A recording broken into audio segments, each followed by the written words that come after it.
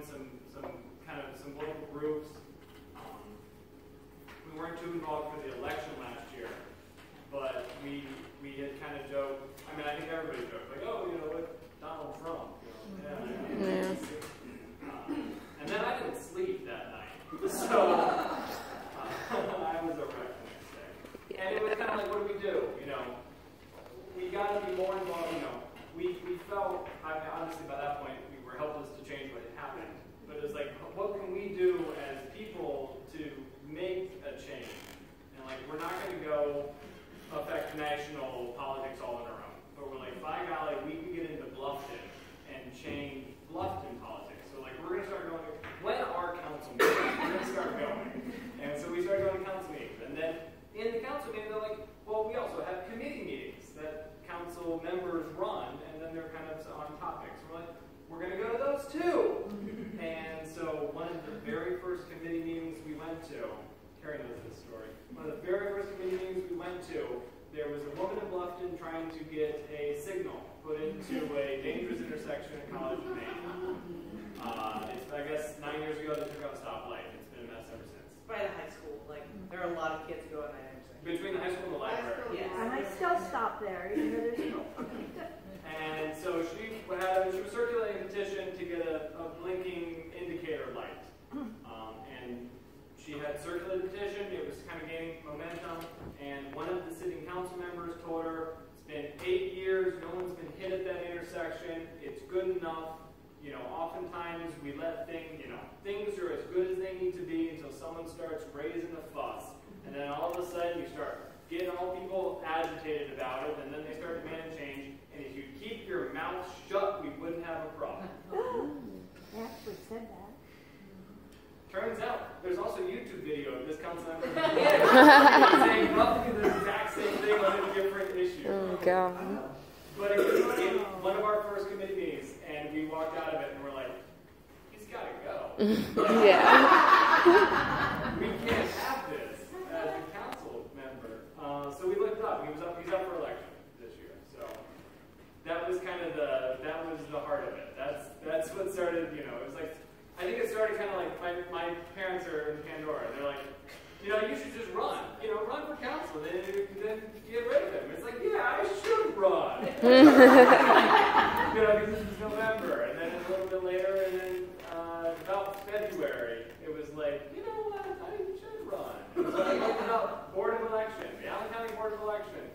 Wonderful resource. They've got a great website. I mean, it's a little antiquated, but it had all the, like, come here, and you need to pay $30 filing fee when you actually submit your paperwork, and we'll give you all the forms, and we'll give you all that. And so I work from home. I'm a software engineer, and I had a rough morning, and it was like 11:45, and I'm like, during lunch, I'm driving to Lima.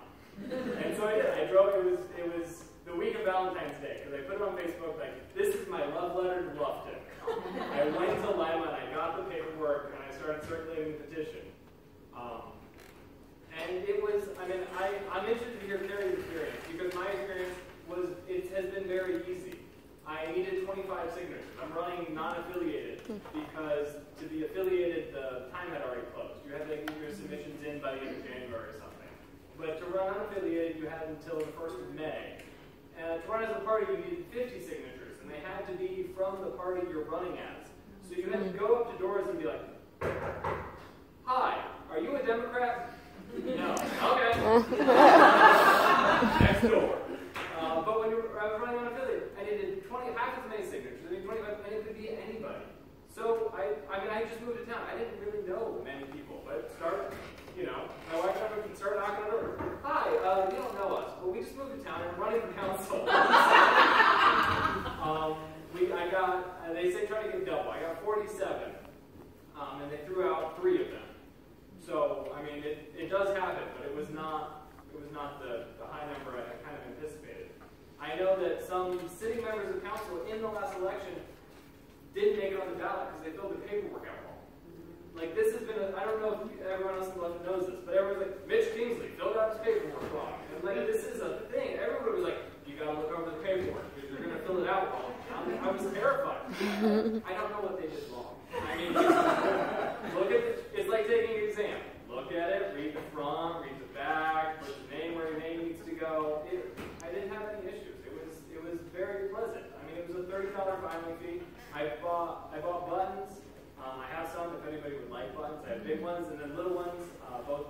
Bluffton flag, which no one knows we have. We're going to raise Bluffton flag awareness too.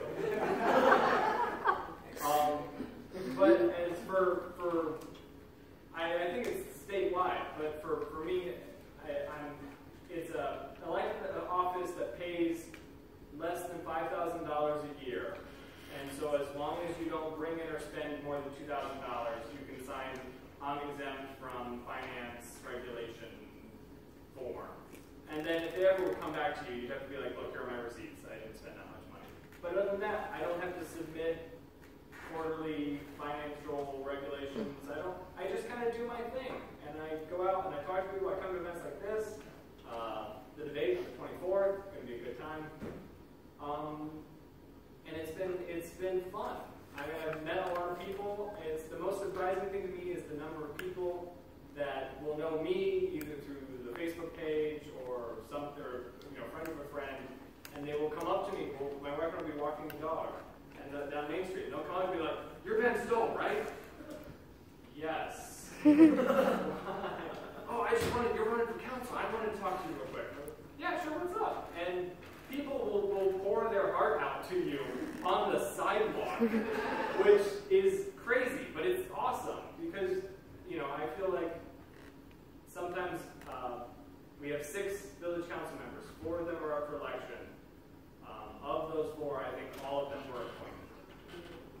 We went through a tumultuous time that no one filled out their full term, and when someone leaves, we don't hold an election, the council appoints. So we have a large number of our elected representatives that I don't think necessarily feel beholden to their constituents because they don't have constituents. They weren't elected. They weren't picked. They were, appointed and then ran out of votes or something. So if you're thinking about running, do it. I mean, you have to talk to me on. I've already taken the day after the election off because I might be all over acting up. You have to not be afraid of failure, and you have to have a little bit of a thick skin. I can't say I've had people come up to me and say, oh, you're not going to win. But you kind of get the sense that you go to these meetings and you see the people that they know you're running, they know they're up for election, and they're a little cold, they're a little standoffish sometimes.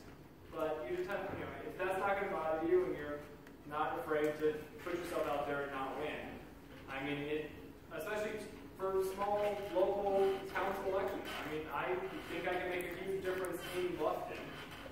I have to go to meetings, and I have to vote on things, and I'm going now anyway. So,